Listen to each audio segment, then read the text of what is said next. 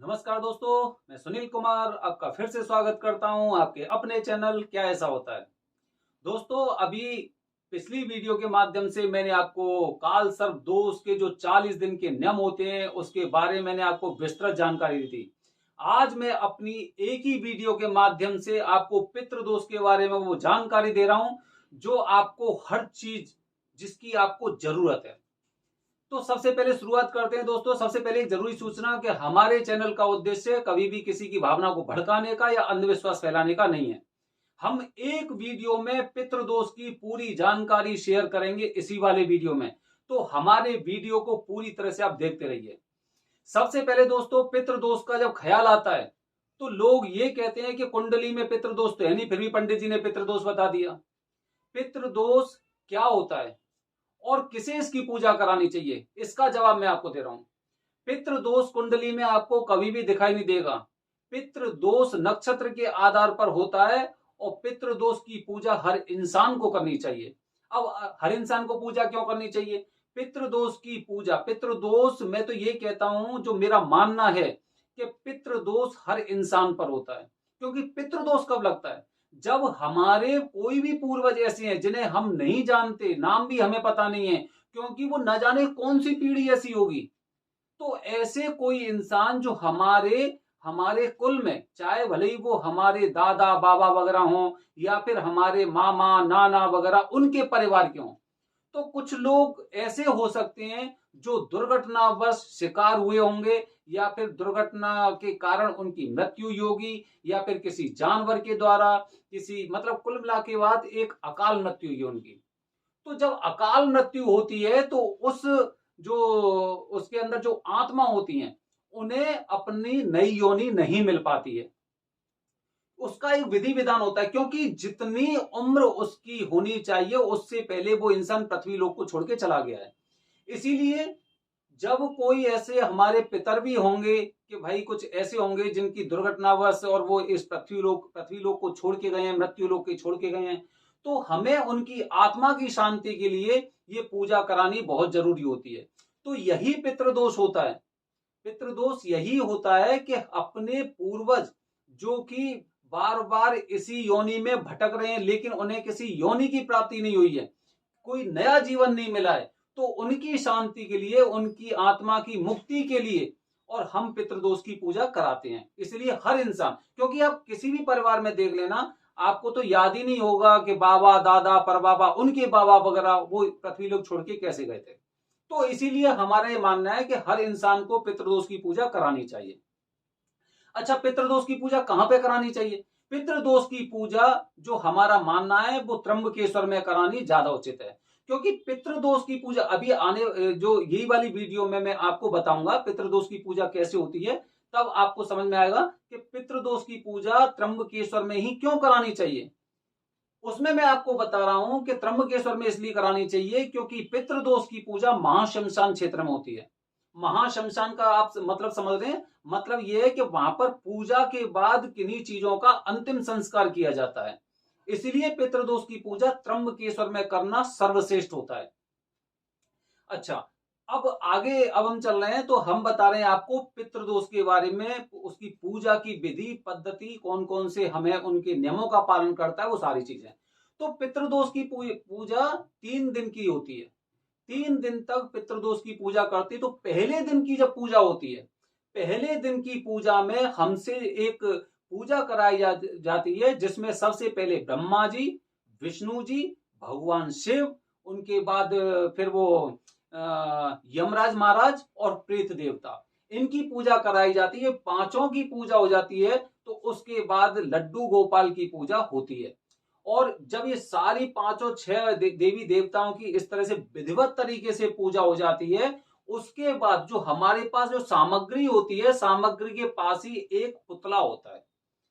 वो पुतला होता है, पुतले को हम शुरुआत में नारायण का रूप मानते हैं, क्योंकि हमारा मानना ये होता है, जैसे आप कोई ग्रंथ पढ़ रहे हैं, कुछ उपनिषद हैं, कुछ वेद हैं, अगर उनके बारे में अगर आपको थोड़ी सी भी जानकारी है तो हमारी आत्माओं को नारायण लोक में जाना चाहिए। और नारायण लोक ले जाने के लिए नारायण ही हमारे काम आते हैं, इसलिए उन पुतले को सर्वप्रथम नारायण माना जाता है। और जब पूरी तरह से विधिवत पूजा हो जाती है तो एक ऐसी मान्यता होती है कि इस पूजा पद्धति के द्वारा जितने भी हमारे पूर्वज थे जो अकाल मृत्यु के कारण इसी पृथ्वी पर विचरण कर रहे हैं, जिन्हें कोई नया जीवन नहीं मिला है, उनकी आत्माएं उस पुतले में आ जाती हैं। और फिर जैसे ही फिर उनका विधिवत तरीके से पूजा की जाती है और एकदम पूरी पूजा पद्धति के बाद फिर उसी पुतले का अंतिम संस्कार किया जाता है। इसीलिए ये पूजा महाशमशान क्षेत्र में होती है, एकदम शमशान में होती है, वहां पर ये पूजा होती है, क्योंकि वहां पर हमें उनका जो हमारे जो पूर्वजों की जो आत्मा है, जो पुतला है, जिन्हें हम नारायण का नाम बताते हैं, उनको उनका अंतिम संस्कार किया जाता है। और ये मान्यता है कि अगर हम कोई कार्य कर रहे हैं जिसमें उस पुतले का विधिवत तरीके संस्कार हुआ है, बकायदा पिंड दान वगैरह होते हैं, पिंडों से पूजा होती है और हर प्रकार से उनकी विधिवत तरीके से, चाहे वो अक्षत हो, कुमकुम हो, हल्दी हो या फिर कुछ और पिंड वगैरह हो, काले तिल हो, इन सभी से दूध दही, इन शहद घी, सब प्रकार से इनकी पूजा होती है और पूजा के बाद इनका अंतिम संस्कार किया जाता है। तो जब पहले दिन की पूजा इस तरह से विधिवत हो जाती है, उसके बाद हमें कुछ नियम बताए जाते हैं, क्योंकि हमारे ऊपर सूतक लग जाता है। जब हम शमशान क्षेत्र में किसी का अंतिम संस्कार करके आते हैं तो हम पर सूतक लग जाता है। अब सूतक में हमें क्या कार्य नहीं करने चाहिए? सूतक में हमें किसी को सबसे पहले छूना नहीं है और कोशिश करनी है, हमें प्रयास करना है कि कोई इंसान हमसे छुए भी ना, हमें उनसे दूर रहना है। दूसरा, हमें किसी भी मंदिर में, किसी भी ऐसे धर्म, उसमें शिवालय हो गए या फिर किसी तरह का मंदिर हो गया या फिर जैसे कि कुंड हो गया, अमृतमयी कुंड हो गए, तीर्थराज कुंड वगैरह हो गए, इनमें कहीं पे भी हमें इनसे दूर रहना चाहिए, नहीं जाना चाहिए। और तीसरा बेहद जरूरी इंपॉर्टेंट बात ये होता है कि हमें किसी भी मीठे पदार्थ का सेवन नहीं करना चाहिए। जैसे कि वहां पर अगर आप जा रहे हैं तो हो सकता है आपको मिठाई खाने का मन कर जाए, हो सकता है आपको गुड़ खाने का मन कर जाए, हो सकता है किसी प्रकार की मीठी चीज खाने का आपको मन कर जाए। आप चाय और दूध का सेवन कर सकते हैं, इसके अलावा मीठी चीजों का आपको सेवन नहीं करना होता है। और चौथी अंतिम जो जरूरी बात है वो ये है कि किसी भी प्रकार के लहसुन, प्याज, मांस, मदिरे, इनका आपको सेवन नहीं करना है। तो ये सूतक होता है। सूतक हमारा पूरे दिन रहता है। सुबह करीब 3 घंटे के आसपास की पूजा होती है और 3 घंटे बाद हमें सूतक के अनुसार अपना आचरण और व्यवहार करना पड़ता है। फिर जैसे ही रात में सोने के बाद जब सुबह जगते हैं तो सूर्योदय से पहले हमें वो जगना पड़ता है और हमें स्नान करना पड़ता है। और वही कपड़े, जो नए कपड़े थे पहले दिन की पूजा में, जो हमने सफेद वस्त्र इस्तेमाल किए थे, उन्हीं वस्त्रों को हमें धारण करना होता है। अब वो सूतक हमारा खत्म हो जाता है, क्योंकि नहाने के बाद सूर्योदय से पहले हमें नहाना होता है और हमें फिर वो दोबारा कपड़े पहनने होते हैं और दोबारा पूजा होती है। अब दूसरे दिन की जब पूजा होती है तो दूसरे दिन की पूजा बिल्कुल उसी विधि विधान से होती है जो हमने पहले दिन की पूजा की थी। बस अंतर केवल ये होता है कि वहां पर हम नागराज की पूजा करते हैं, क्योंकि कुछ नाग होते हैं। जैसे कि मैंने आपको पिछली बार बताया था, काल सर्प दोष की पूजा में 9 तरह के नाग होते हैं जिनका दोष हमारे ऊपर होता है। अब वो नाग कौन कौन से हैं? अनंतम, वासुकी, शेषम, पद्मनाभम, कंबलम, शंखपालम, धृतराष्ट्रम, कालियम, तक्षकम तथा तक्षकम। ये 9 नाग होते हैं। तो इसीलिए इनका एक जो नाग देवता होते हैं, जो इन सब का एकदम प्रधान नाग होते हैं, उनकी पूजा की जाती है। बिल्कुल उसी तरह से ऐसे ही उनका नागराज का पुतला बनाया जाता है। उनका दूध, दही, शक्कर और हल्दी, कुमकुम, इन सब से विधिवत तरीके से उनकी पूजा की जाती है। बकायदा पिंड भी, जो पिंड दान वगैरह होते हैं, उसी तरह से पूजा होती है। मान्यता यह मानी जाती है नाग पूजा के लिए कि नाग दोष हमारे जो पूर्वज थे उनमें से हो सकता है किसी के ऊपर लगा हो। अब वो नाग दोष कौन सा होता है? नाग दोष वो होता है कि अगर आपने किसी सांप को मारा है या फिर नाग को मरते हुए देखा है, या फिर तीसरा जो अहम कारण के नाग को मारने में आपने मदद की है, तो वो दोष आपके ऊपर लगता है। सर्प दोष इस दुनिया का सबसे भयंकर दोष होता है, जो देखने मात्र से लग जाता है। और अगर आप इस पृथ्वी को छोड़ के चले जाते हो तो उसके बावजूद भी आपके बच्चों को, आपके नातियों को, आपके पंतियों को वो चीजें परेशान करती रहती हैं, जब तक उनका पूरी तरह से विधिवत तरीके से उसका समाधान नहीं होता है। तो ऐसे ही जब जब ये नाग देवता की पूजा हो जाती है तो पूजा के अंत में फिर उनका भी हम अंतिम संस्कार करते हैं, उनसे क्षमा याचना करते हैं कि हमारे पूर्वजों से जो भी जिस तरह की कोई गलतियां हुई हैं उनको आप क्षमा करें। फिर वही सूतक लग जाता है। सूतक के जो नियम बताए थे मैंने आपको, सेम वही नियम रहते हैं। तो इसीलिए ये पूजा भी करीब 2 से ढाई घंटे की होती है, जो दूसरे दिन की पूजा होती है। और फिर हम सूतक के अनुसार अपना आचरण व्यवहार करते रहते हैं और अगले दिन के लिए हम तैयार होते हैं।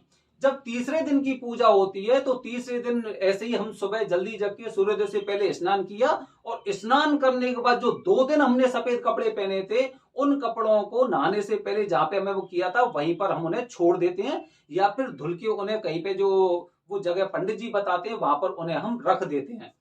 तीसरे दिन की पूजा शुरू होती है, उसमें आप किसी तरह के कपड़े पहन सकते हो, बस कोशिश करना कि आपको नीले, काले या फिर गहरे रंग के आपको कपड़े नहीं पहनने हैं। तो दोस्तों तीसरे दिन की पूजा होती है। तीसरे दिन की पूजा में नाग देवता की पूजा होती है सबसे पहले, और नाग देवता की पूजा के बाद घर के शुद्धिकरण में जिन देवी देवता भगवान की पूजा होती है वो होते हैं गणपति बाबा। गणेश जी महाराज की पूजा होती है, और ये माना जाता है कि अब हमने जो 2 दिन जो कार्य किए थे अपने पूर्वजों के लिए, वो पूजा हमारी पूरी तरह से संपन्न हो, फलीभूत हो, और उसके साथ जो हमारे देवी देवता जो पितर हैं हमारे, वो इस लोक में विचरण कर रहे थे, जिन्हें दूसरा शरीर नहीं मिला था, जिनकी आत्मा भटक रही थी, उनकी आत्माओं को मुक्ति मिले और गणेश जी महाराज हमारी मदद करें। और इस मार्ग में जो भी हमारे में बाधा, परेशानी या फिर कुछ हमसे कुछ ऐसी कुछ कमियां हुई हैं, उन कमियों को गणेश जी महाराज हमारियों को क्षमा करें, और इस प्रकार से वो पूरे घर को शुद्धिकरण होता है। शुद्धिकरण के बाद और फिर आपकी पूजा पूरी तरह से संपन्न हो जाती है। तो दोस्तों ऐसे 3 दिन की पूजा पितृदोष की होती है, और एकदम वही विधिवत तरीके से नियम के अनुसार सूतक लगते हैं। वो सारी जानकारी मैंने आपको इस वीडियो के माध्यम से दी है। तो अगर आप भी पितृदोष की पूजा कराने का विचार कर रहे हैं तो मेरे इस वीडियो के माध्यम से आपको संदेश है कि आपको पूजा कहां करानी चाहिए। दोस्तों अगली वीडियो में मैं आपके लिए लेके आऊंगा, क्योंकि कल से पितृपक्ष शुरू होने वाला है। तो पितृदोष में अपने देवताओं को किस तरह से पानी दिया जाता है, कौन सी दिशा में मुंह करके हमें पानी देना चाहिए, वो अगली वीडियो के माध्यम से मैं आपके साथ शेयर करूंगा। धन्यवाद दोस्तों। जय हिंद, जय भारत, हर हर महादेव।